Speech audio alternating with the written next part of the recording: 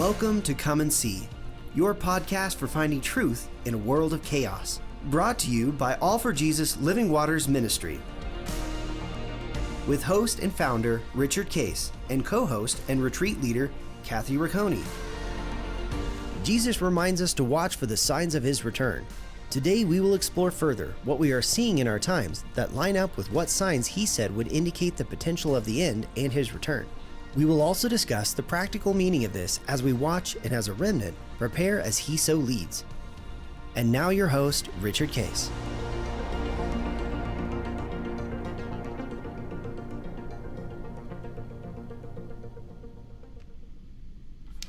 Well, good morning, Kathy. Here we are, End Times Friday.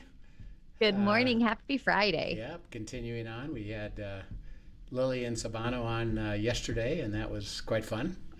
That was such a great one. If anyone missed that, go back and listen to that because that was just beautiful God stories there. I loved hearing what God's doing in their lives. A couple from Brazil, but they didn't meet each other in Brazil. It's funny. Yeah, that's a great story. Yeah, and couldn't you listen? Like I could listen to their accents all day long too. Yeah, by they the have way, great accents, and then their how they came to meet each other, and how the supernatural work of God. It just it's just illustrative. And now, by the way, they're describing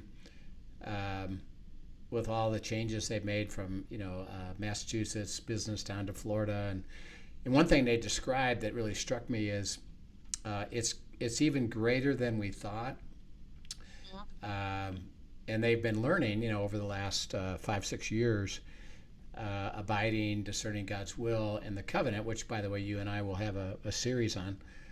The covenant is, I'm going to bless you to make you a blessing, and they're living it out. I mean, and they're seeing it in as it's intended to be in every aspect of their life. It's just flowing over it, and it's beautiful. Yeah. Their church and their fellowship and their family and and even just their joy. The joy was emanating even in they've got struggles and sticky wickets, as you say, that they're facing along the way, but in the midst of it all there's an abundance of joy that you can just sense in them. It's beautiful. Yep. Well, as we talk about the end times, we alerted everybody, and of course we tape ahead of time, and we said that the Supreme Court is going to probably announce their result of the COVID mandate of the vaccine. And typically, remember, the Supreme Court hears cases. They then take anywhere from 3 to 5 to 6 months to rule, because they process it through committee and they've got all kinds of meetings that they go to. But they fast-tracked it because of the time restriction, because it was supposed to go into effect in January. So they can, and they do, what they call fast-track it, basically what they bump it up in priority, and they deal with it. And they come to a conclusion, and then they vote, and who writes what's called the majority opinion and minority opinion. Well, they came out with their answer, and it basically said, remember that the government had tried to establish through OSHA, which, by the way, is the Health and Safety Act, that they could mandate vaccine. Everybody over 100 employees, companies over 100 employees, could mandate that their employees had to take the vaccine or not work there anymore. And then it was also brought at the same time medical, healthcare, hospitals. Healthcare workers, Healthcare workers, what about them? And we actually had talked, I don't know if you remember this, but we said, I think they're going to do a split decision. Right. I remember you saying that that was what you thought was going to happen. And sure enough. And that's exactly what they did, is that they basically said, for healthcare workers, if your hospital requires vaccine, then you have to have it. And again, there's religious exemption, etc. I have a couple out of the East Coast that the daughter and the mother both work at the hospital, and they were praying because they had been led by God not to take the vaccine, but their healthcare system was saying, well, you got to take the vaccine. So they were just praying, and they again, I was working with them. Don't preclude anything. Mm-hmm. Don't assume anything. Why don't you just go to God and let Him guide you and direct you, including He could say, yeah, I don't want you working there anymore, or I want you doing it this way, or whatever. But so they prayed, and they were at peace. God, what do you have to say about this? And God said, I'm going to work it so that you don't have to take the vaccine, but you can still work. And literally within the last week or so, their healthcare system said, yeah, we've decided that we're not going to mandate the vaccine. We would suggest you do, but it's okay if you have a religious exemption and you don't want to. Right. And we're not going to segregate you. We're not going to require anything different from you. Actually, if that's what you really believe, then honor that, and we're going to honor it, and that's the end of the story. Right. So they both got to work there.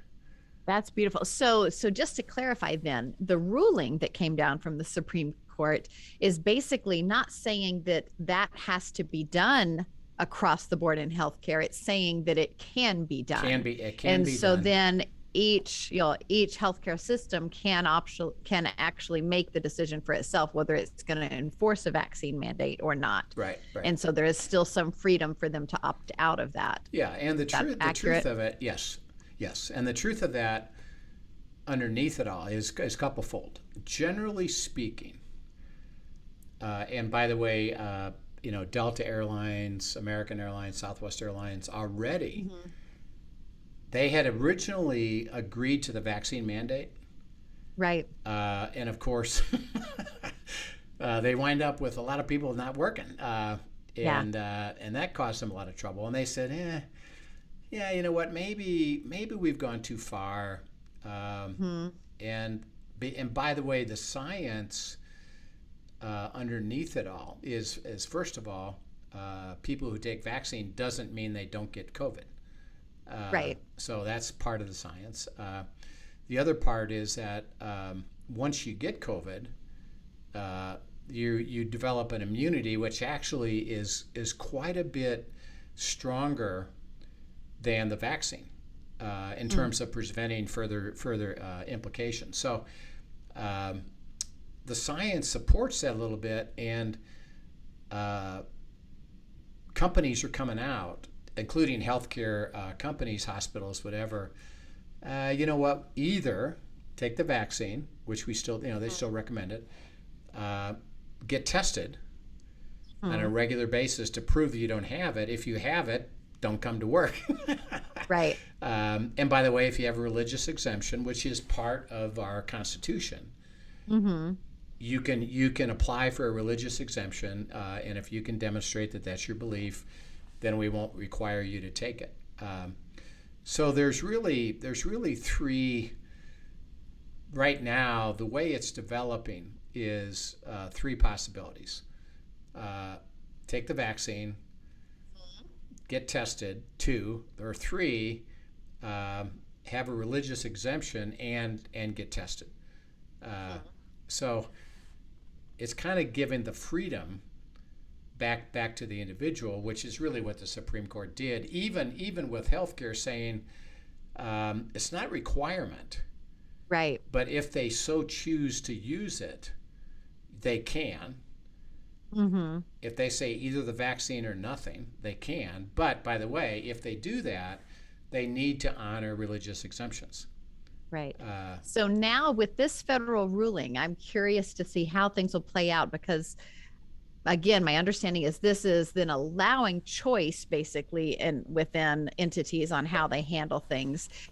So you look at Boston, for instance, that's, near and dear to my heart. So I'm paying attention to what's going on there. And they have a significant vaccine requirement rollout going on right now. Yeah. That does not seem to have been backpedaled by the ruling of the Supreme Court. Right. And so Boston itself at this point is allowed to still put in their own vaccine requirements in corporations, and they're doing things, if you're going to an indoor facility, if you work at an indoor facility, there's all these stringent things that are going on that they are requiring vaccination status for those things now. Correct. And they have a timeline laying out ahead of that. Yeah. So this doesn't impact their ability to do that. It just means on a federal umbrella, the federal government can't come in and say, we're doing this, but the local government still can. Is that, or can people challenge it based on this ruling? Yeah. How does that play out? Yeah. Remember that there's always, interesting enough, and this is true in the in the way the United States was structured. Mm-hmm. There's states' rights, right, and there's federal rights, right. And it's been, ever since we've been birthed, in 1776, there's been battles between what the states say we have the right to do, mm-hmm. and what the federal government says, no, we have the right to do that, or we can overrule it. Right. So it happens all the time. And there's literally probably at any one point in time right now, there's probably 100 lawsuits between the Fed and the states, mm-hmm. on all kinds of stuff. Well, this is going to be one of them, so that the state, a local community, a metropolitan, what they call a metro area, a county, the state, they say, well, we're going to come up with our own rule. Right. Well, people within that metro area, within that county, within that state, they can appeal that and say, we're going to file a lawsuit against that and say it shouldn't be held up. And they can potentially use the Supreme Court ruling as precedent. Yes. To challenge it, correct? Yeah, and they'll use that as precedent. It doesn't mean they'll necessarily win, because remember, the Supreme Court ruled, mm-hmm. but they say if you're going to start the whole system over again, basically at the local level, right, go ahead and let it work its way back up. Right. It'll work its way back up, into the system where if they want to challenge it and appeal it, and what's ruled and what isn't ruled, and it'll be interesting to see. It's just that they took away the federal government, right, from requiring corporations over 100, which, by the way, that's across the entire nation. Mm-hmm. So if let's say you're a company in, let's say Chicago, Illinois, or Boston, right, and you can say, well, I'm not going to require my employees to be vaccinated, but Boston may say, in order for you to go to work and be in a physical space, you have to be vaccinated. You have to be, right. So then the company would say, I'm going to appeal that, or, okay, well, if you don't want to be vaccinated, you can still work for us, just work remotely. And work from home. So it'll be interesting to see, how that plays out in terms of gathering, sporting mm-hmm. events. This is really kind of funny. I'm in Denver, Colorado. Mm-hmm. The Denver, Colorado has professional sports teams. Right. They have the Rockies baseball, the Nuggets basketball, Avalanche hockey, Broncos football. No one quite as good as any of the Boston teams, but we'll leave that there. Well, so you don't want to talk much about the recent playoffs, do you? No, that was ugly. No, I didn't think so. But we're very promising. We have a young, good quarterback next year. Next year. But that was an ugly game. I'm not going to lie.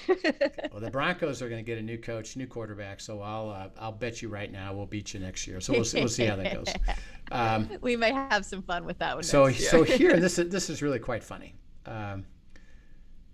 So the Rockies. And all of the stadiums are downtown Denver. Right. Okay.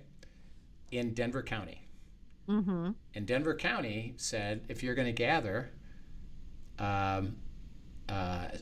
in certain regards, like the Nuggets basketball stadium is called Ball Arena, which is where the Avalanche play. Also, you can't go unless you're vaccinated. Right. And so you can't attend a game unless you're vaccinated. The Rockies, they don't care at all. I mean, they don't even say anything. Just if you're sick, don't come. But you can come. The Broncos said this, and this is what's funny. They said, no, you don't have to be vaccinated. You have to be tested or vaccinated. And if you come, you got to wear a mask when you're in the corridors. If you're sitting outside, you don't have to wear a mask. But right. if you're walking around, you got to wear a mask. Well, I have through a friend of mine, I've got season tickets to the Bronco games. I had tickets to the Nuggets game, but I couldn't go, so they gave me my money back. So I go to the Bronco game, and I brought a mask, and I brought my test and all that. They didn't check at all, anybody. You walk in, not a single person is wearing a mask anywhere. Right. And nobody cared. And nobody cared. So it's interesting that there's rules, but really the way now it's come out at the moment, it's kind of individually decided. Right. How are you going to play it? Because there was a rule in Denver, and the Broncos basically just ignored the rule and said, we don't care. Right. And nobody complained, by the way, and nobody, if they wanted to wear a mask, they certainly could, but they didn't file a lawsuit against the Broncos. How come you're not? They just didn't care. So it's kind of drifting into a interesting place. And remember, we're talking about the end, and the one thing we've talked about with the mandate, vaccine mandate, which tended, by the way, to be have on your iPhone or on your Android that you had it electronic. Right. In fact, so Dan and I were just yesterday. We're taping this early, but we were at the game for Martin Luther King Day at the Celtics game. Oh yeah. And the Celtics require vaccination, and Dan and I actually had felt led to get the vaccine, so we've been vaccinated and have our cards and just keep a picture of it handy for if we need it. But interestingly enough, when we're going in yesterday, they are checking them as you go in. But I almost got a little bullied, as what I call it, because I just had a picture on my phone, and the guy fussed at me as I'm coming. He's like, "We have an app for that now. Things will go much quicker if you guys would just fall in line." Right. And I'm like, "Oh, you did not just say that." But so, different places handling it differently. Boston, or at least for the Celtics game, they definitely are checking your IDs, and they were pushing people in that line. If you're coming back, you come back with the app next time. Yeah. And that's not required, but that's what they're trying to get their patrons doing, which is interesting. Right. And so it's a form, and we've talked about this, the mark of the beast, which will be electronic. It's not going to be the vaccine. It'll be the electronic economic system that you join. Yeah, but you see it coming. But it'll be exactly that. So it's political. You can see it's political. And because of, and I actually believed that that's what God had said to me, was watch and see what happens. If the Supreme Court basically gives more freedom back to the people and doesn't require this electronic mandate, that there's more time before the tribulation would come. We can see the signs potentially of it, but it's not, therefore what I saw was not imminent. And because of the Omicron, which is the variant of the COVID, right? It's sweeping the world, interesting enough, with people getting sick, but it's pretty mild. And but you're getting natural antibodies. But they're getting natural antibodies to it. Across the board, yeah. I think, again, we'll see, and this will be worldwide, that the decrease in COVID cases will be dramatic because of the number of people that have now gotten it, and it's called herd immunity, where I think that will diminish the necessity for a vaccine, and it'll kind of slow things down a little bit, where probably there'll be somewhat semblance back to normal, where people can gather again without mask and without worrying about vaccine or whatever. Just if you're sick, like typically if you're sick, don't be in a public space. Now it's interesting that, and you just sent this to me. There's countries that have actually gone further. Yes. With mandate where literally if you don't get the vaccine, we're going to fine you. Right. And in a small amount, big amount. And so they're taking kind of the opposite of the direction of the disease and forcing it anyway. And that, which means, by the way, is political. Right. That if you don't do it, we're gonna fine you, and you're gonna have consequences to that. Right. Well, and I've also read an article just the other day that I thought was fascinating. I think it was talking about in Austria in particular, but how this has the stringent regulations that they have on everything has really created a second-class citizen now. Right. To the effect that, there is an entire group of people who cannot go to the grocery stores, who cannot work, who can't, all of these things that are being pulled out from under them. And so it is creating a class system that is developing there that I think it's going to be interesting to watch what that breeds, how that plays out. Right. So as I see it, is that, again, based on what just happened, I think that we have more time. What I believe is that there is a movement and a group that is working to try to centralize things and go to one world government. But they're infinitely patient. I think that they just see, okay, let's see what happens on this. How do people conform? Where's the pockets of nonconformance? What do we got to do next? Use it to tweak the plans. Tweak the plan. And see, I think I see it shifts from the health issue, which I think is going to get kind of semi-resolved here, to an economic issue. Mm-hmm. With the debt loads of all the governments around the world are just skyrocketing. A lot of businesses are not doing well. People aren't paying their rent and not getting evicted. There's still unemployment checks and stimulus checks being given around the world, by the way, to maintain things. So, do they move into an economic problem? Which, by the way, what's going to happen is there's going to be an economic collapse. Everything falls apart.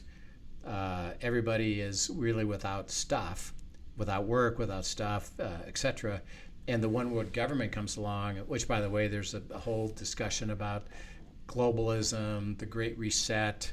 There's words that are being spoken, by various groups to promote it. But when they do, it'll solve the problem.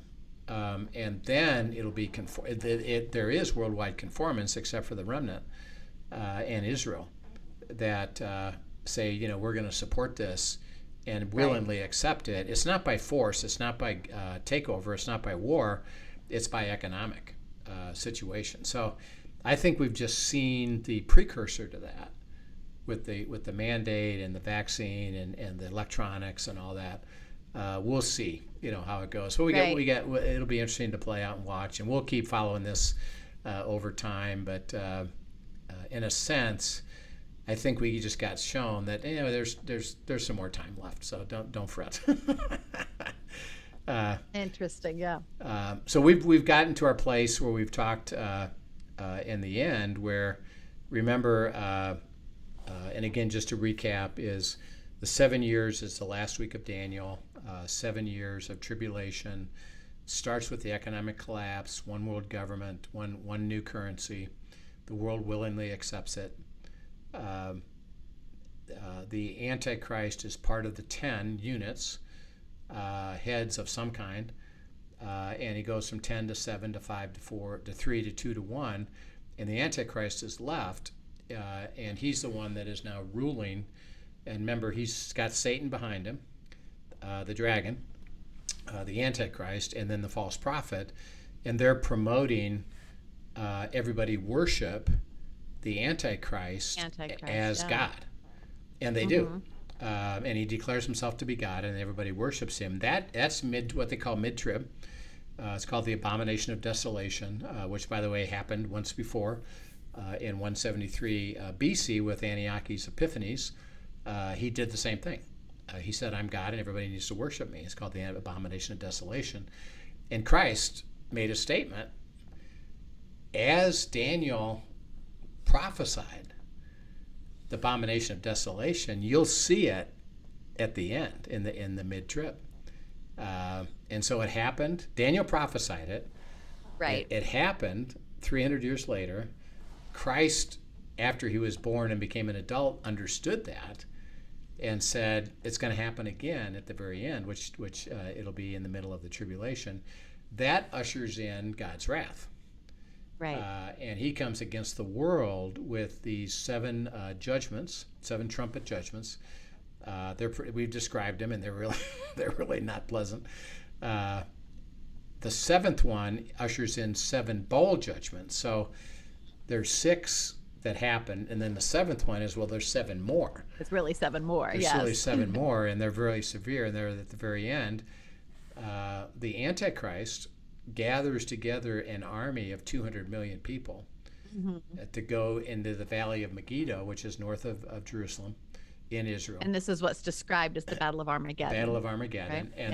and they're going to fight against Israel and overwhelm them, and they're pretty sure they're going to win because of just numbers. And that is when, and we just read it, that Christ returns on the white horse. He speaks his word, which is the sword, and kills everybody in the Battle of Armageddon that is coming against Israel by him speaking it. And the reason he can do that is because he's superior in power. Right. Because he spoke the world into order to begin with. And so he can create its destruction. So he said the word comes against it, and then everybody is killed. The Antichrist, and we've already talked through this, the Antichrist and the false prophet are thrown into the lake of fire, and they're destroyed. So that's the end of them. We never hear of them again. We never see them again. They're out. Now Satan, all it says is that he's locked up. Right, but not destroyed. So that brings us to what happens next. Christ has returned. Israel's been preserved. And it ushers in what's called the Millennium. And it's a beautiful. And at this point, whether you believe in pre-trib, mid-trib, or post-trib, we have all been raptured. We're out. Yeah, we've either been raptured prior to the tribulation starting, mid-trib, in the middle of the tribulation, or post-trib, which is we that are the remnant living get caught up with him in the air, and we come right back with him. So we have been removed somehow from the and by the way, and it says there'll be many believers that will be martyred, so they'll be killed during the tribulation, which kind of implies why the rapture may not be pre-trib, because there's still Christians around that do get martyred, and we are killed for his sake.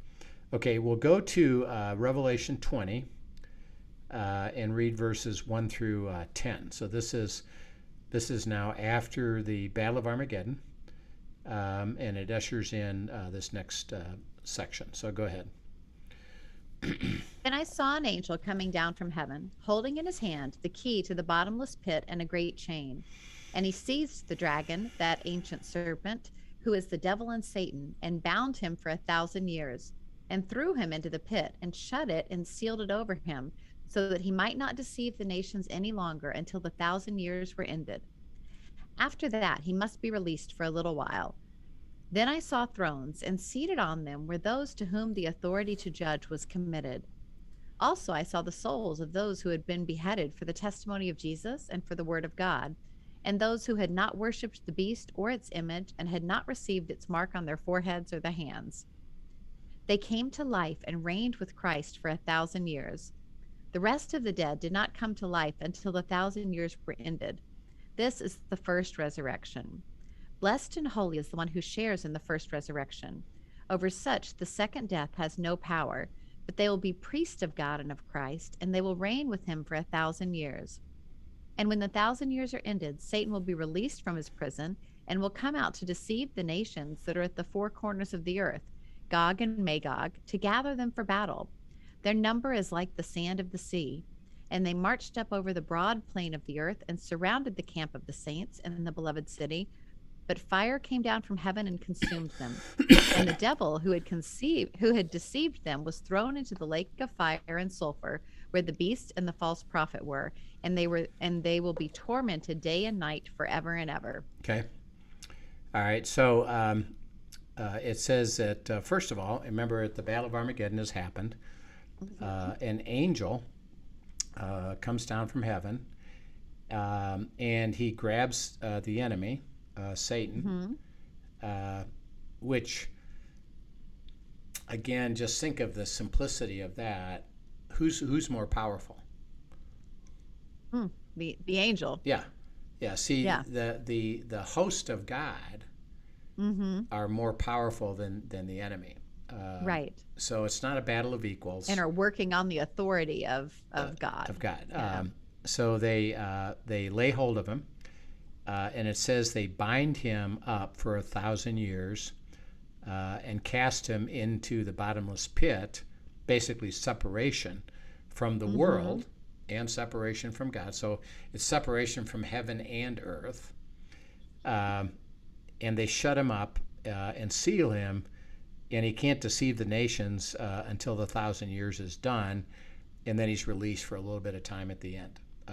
Okay, so it ushers in what's called the Millennium. Millennium is 1,000 years. Right. And so... Now, in this case, I'm just going to ask because we've talked about weeks being years, days being years, translating things. This 1,000 years is believed to be an actual 1,000 years in our timeline? Yes. Okay. Yeah, the word there is basically equivalent to, actual year that he's going to be bound up, for 1,000 years as we measure those years. Okay. So it's not 1,000 days, or it's not 100,000 years.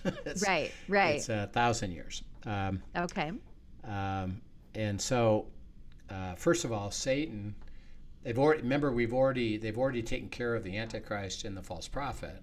Right. Then they come and capture Satan and basically banish him from his ability to function. So he has no authority on the earth. No, at that point now, there's no authority. Now, okay. This is interesting. It's still a physical earth. The same earth.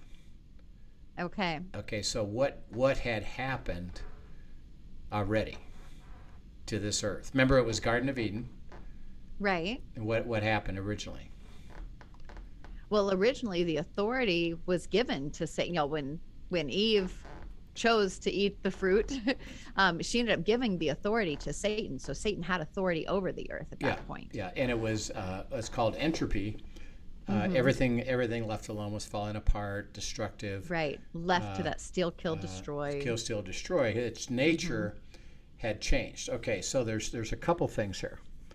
We're going to see later that he creates a new heaven and a new earth. So this is not the creation of a new heaven and a new earth. Okay, so this is the same earth. Are we still under entropy at all when the enemy is bound? Yes, there's still forces that have characterized the nature of the world. So it's not. It doesn't say anywhere in here that he restores it back to the Garden of Eden. Interesting. Okay. We're still on that earth. Okay. And remember, who's left is the Jews. And they're human beings. Right. Okay, now what's the characteristic of a human being? Well, we still have a sin nature, right? Yeah, they still have a sin nature, and they're still self-centered. Okay. So and we'll talk about this about the difference, but the nature of the world is basic. Now it's not under the influence any longer of the enemy who's working to thwart God's will, who's working to and so that level of deception and manipulation that's going on is not existent at the moment, but there's still the sin nature. Won't be existent, but there'll be a sin nature, self, anti-God, so to speak, because of our nature. And the world has not been fully restored. So will there be storms? Yes. Will there be things that will decay? Yes. If you have an air conditioner in the Millennium, it's going to break down. So we're still part of that world. We're just going to operate in a different level. So the Jews are here, and they make it through because they didn't get defeated in the Battle of Armageddon. So they basically are given the challenge to repopulate the earth as human beings. But the human beings have a sinful nature, separated from God. Right. What's the remedy? It's still Jesus. And what does that mean? That relationship with him, there had to be a sacrifice for our sins, and we have to accept that and step into a relationship with Jesus to be reconciled to God. So the condition is still, the remedy is still the same, and that is that everybody's born now in the millennium. They have to come to a knowledge of Jesus Christ. He is the answer. I'm separated from him based upon my nature. I can receive him and reverse the curse and live the life of God. And then as a believer, what now do I have to do? I have to choose when? Daily to do what? To surrender, to follow him. To deny self. Yeah. Take up the cross and follow him. So I'm under that same, in other words, that condition hasn't changed. Okay. And that still exists. Now, a couple things. Satan's not here. Right. The demonic isn't here. So they're not working to counteract that and convince us otherwise. And then, by the way, and you just read it, who is here physically? Well, we end up coming back, correct? With who? With Jesus. See, Jesus is here. Mm-hmm. So, again, he now is physically, it's not, remember, our kingdom, you and I, we're following the kingdom of God because we trust, hear, understand the voice of the Savior. Right, and the Holy Spirit within us is that gift. Yeah. But he's invisible. Okay. So at this point, Jesus is walking on the earth again. He's walking on with earth the Israelites. Again, with the Israelites, and he has established, and it's really interesting. He does say there's nations that develop again, but it's under the leadership of Christ himself. Okay. So he's overseeing it, and he said, by the way. So are the Israelites readily accepting him at this point then? They have already accepted him. So they became the banner for following Jesus, and they went from, we're still waiting for the Messiah, to, that he is the Messiah.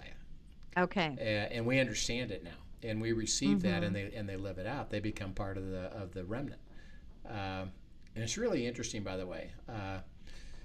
Linda and I have led tours over in Israel, and I would say, maybe 20 years ago, the guides, for example, you'd have a Jewish guide, as well as a believing guide, and I would lead the Bible study.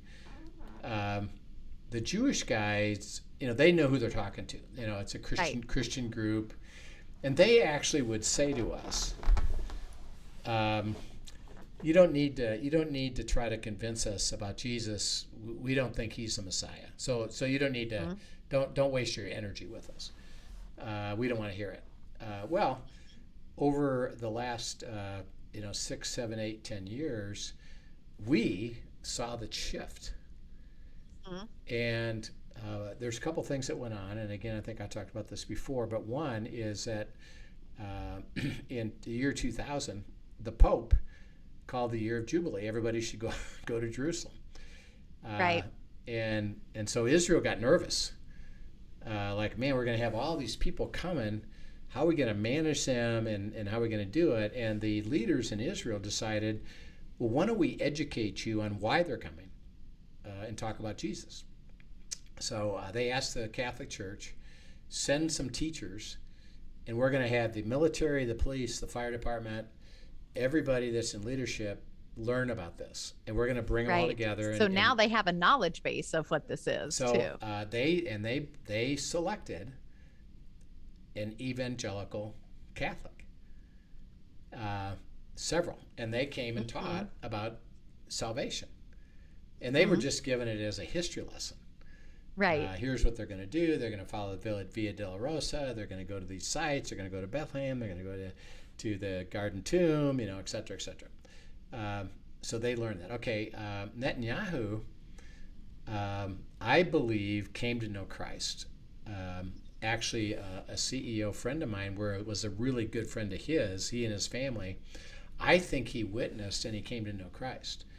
Wow. Netanyahu. And so Netanyahu went and did his own research and said, I'm going to select somebody to come and represent Christianity to the Jewish nation. And he did a thorough search, and he picked Daystar. Oh, wow. And Daystar came over, set up the television 24/7. So for the last 10 years, still going on. Daystar is still going on in Israel. Daystar broadcast Jesus Christ. Wow. Which he sanctioned. So all of the Jewish nation is listening, if they have a heart to hear, process, which people are it's intrigued. Available, but it's available, and they're intrigued by it. So I think that's where the shift came. So in the last 5 to 6 years, that's fascinating. The guides, instead of saying don't talk to us about it, they said, well, maybe Jesus is the Messiah. We're not sure yet, but maybe Jesus is the Messiah. But they're open to the possibility now that they're learning about it. They're learning about it. So there's been a shift. So there becomes a moment as they're persecuted. Remember, the world's coming against them. Right. They actually wake up, and the nation primarily says, you know what, Jesus, it was the Messiah. And we need to receive him as our Lord and Savior, and they do. So when they go into the millennium, they're going in as believers. Wow. And they're going to carry the banner now for the rest of the world to populate and to expand it. Now again, they're subject to the same thing. Their kids have a sinful nature. They have to receive Christ as their Lord and Savior to be saved. They who are believers are going to be in the same boat we're in today, and that is daily. Are we going to decide to deny self, take up the cross, and follow him, or are we going to go back to the flesh? Right. Because and there will be those who do both. Do both, yeah. But now think about this. Christ is physically here, and no Satan. Right. So how much you would easier? think the case would be so much stronger than for Christ at that point. It's going to be so much easier for everybody to say, oh yeah, of course. And by the way, they're going to see people living out the covenant life and say, why not? Why would I not want to follow his will and learn his will through the Holy Spirit, which they'll still have. And then on top of it, he says there's a whole group, not everybody, but there's a whole group that were raptured and or were martyred during the tribulation, and we come back. And that's not everybody? That's not all believers then?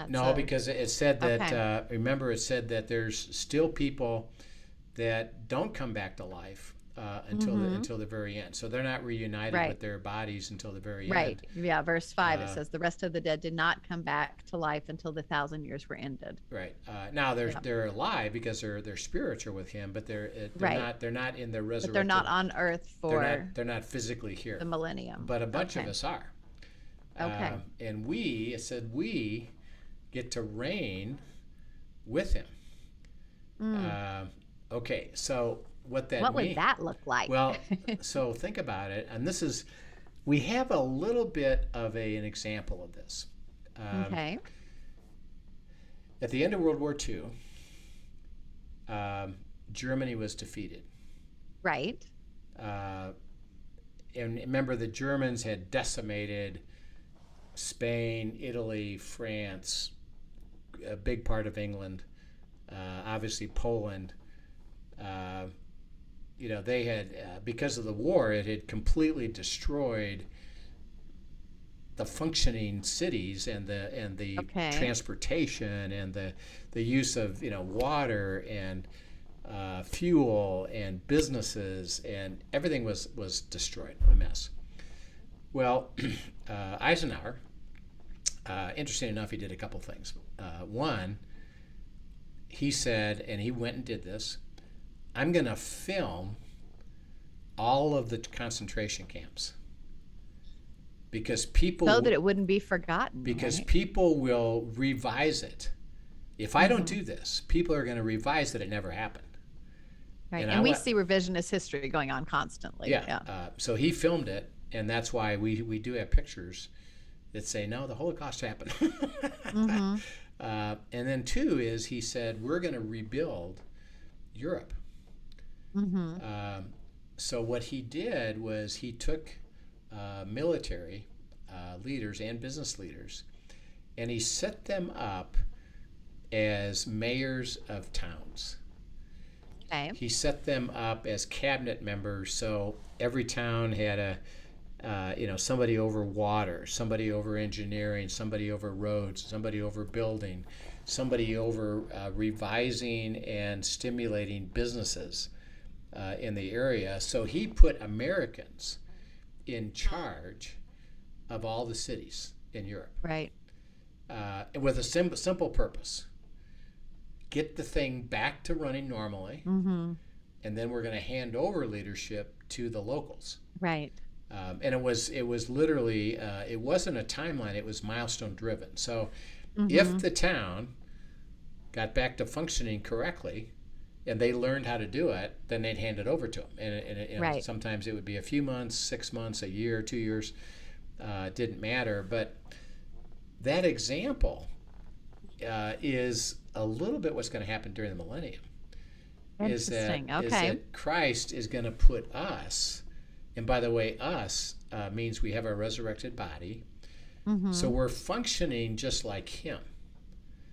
And functioning, when you're talking about the resurrected body, you've talked before about Jesus's resurrected body, how he functioned physically, yet at the same time with all kinds of differences. Because he could, in terms of being able to transport places quickly or even walk through walls. That's right. So his resurrected body was very different. He could instantly go from Galilee to Jerusalem in a second, nanosecond, walk through walls, could eat, right, but wasn't limited physically. Right. Which is really hard for us to fathom. Hard for us to fathom because we're so physical. But yes, we are going to be in that same position. We're going to have our resurrected bodies, so that our ability to, let's say, hey, I'd like to go to Paris. We can go to Paris instantaneously and be in Paris. And what he's going to do is, he said, we're going to reign with him. Is he's going to establish us as leaders of these cities. And put us in these positions to oversee to restore and the rebuild, restoration, rebuilding of what has been ruined, as we now go through 1,000 years of repopulation, rebuilding, and since we don't die, we're physically with him. We'll be operating during that 1,000 years. And it doesn't appear, because we're not in that physical state, that we need sleep. But we'll be conscious and we'll be physical with our physical bodies operating with Christ, surrendered to his will. Right. So the 1,000 years is going to be this unique thing with people that need to know Christ. They have sinful natures. They're self-centered. They need to surrender their will. It'll be a lot easier. And we all will be teaching abiding. We'll be teaching following him. We'll be teaching the truth of God. And that, by the way, he wants to deliver the covenant, the bless you to make you a blessing. Right. And we're going to be there encouraging people, do it this way. Do it this way. Listen to what God has to say. You'll be way better off. And they'll say, sure. Absolutely, because it'll be a whole different way of living. Because there won't be Satan, there won't be deception, there won't be lies, there won't be murder, those kind of things. There'll be self-centeredness, and there'll be things that people do. There still will be free will. That has to be followed, but it'll be a lot easier to live it out as we're in the Millennium period, which is 1,000 years. So it's pretty remarkable to be thinking that the physical earth we're on now is going to be rebuilt. Progress will be made. Technology will advance. All kinds of cool stuff's going to happen. There'll be television. There'll be radio. I mean, it'll still be all interesting stuff but physically Christ will be here and we'll be with him, reigning during that 1,000 years. It'll be quite fun, And I make the statement that I've told God, I said, I would like to become the mayor of Aspen, Colorado. I love snow skiing, so hey, I'd like to enjoy Aspen, one of the most beautiful places on earth. So hey, could I have that? He said, well, since you asked for it, no, you can't. The least shall be first, and the first shall be last. So you're gonna have to let me. I'll assign you. Don't worry, I'll give you something. But it's gonna be grand. So. The Millennium is really something. We'll talk a little bit more about it as we get into what happens at the end of it. But it's truly, when you think about it, the tribulation is bad, but it's only 7 years. Right. And then it's a over. blip on the screen. And then it's over, and we start this 1,000 years of fantastic living, with Christ physically being on earth, and we saints get to join him. So, and with beautiful purpose, being able to really spread the gospel everywhere. Spread the gospel, live out the covenant. All the blessing of God will be complete and full. Still in a difficult place, so it's not perfect, because he doesn't create that until the very end. He recreates a perfect place that we spend eternity, and we'll talk about that. So those, when we get back to it, can we talk about also those who are not coming back to the earth for the millennium? Are they in heaven in that time? Yeah. Okay. Yeah. So he says, remember Paul says, to me is what? To die is what? Is gain. Because I get to what? To be with the Father. Well, I get to be with him. I mean, so our spirits are with him. It's just that they're not physically with the resurrected body functioning back on earth. But there's a whole nother place where there are people enjoying still the fellowship of God and being with God 24/7, and being with God in the heavenly places. So that He has prepared for us. That He's prepared for us. I've got a prepared place. Interesting. So bring that up again, and we'll talk more about that. So sounds great. Pretty exciting stuff. We'll pick it up again next week, and we'll talk more about the millennium and about what happens at the very end of that millennium. Sounds great. Thanks so much. This is very interesting. This is a nicer discussion than some of the rest of the discussions that we've had lately. This is a little more hopeful. This is hopeful, and we get to say there's good news, and there is good news. So that's why. Don't take the mark of the beast. It's a short period of time. Absolutely. Well, thank you for sharing with us, and thank you to our listeners for joining us today. As always, if you have found today encouraging and insightful, be a friend and tell a friend. Continue to share the podcast as we just dive into all that God has to say and enjoy the abundant life that He has promised us. So, we'll see you soon. Thanks for joining us today. Take care. All right. See you soon. Thank you for joining us for today's episode of Come and See, your podcast for truth in a world of chaos. Brought to you by All for Jesus Living Waters Ministry.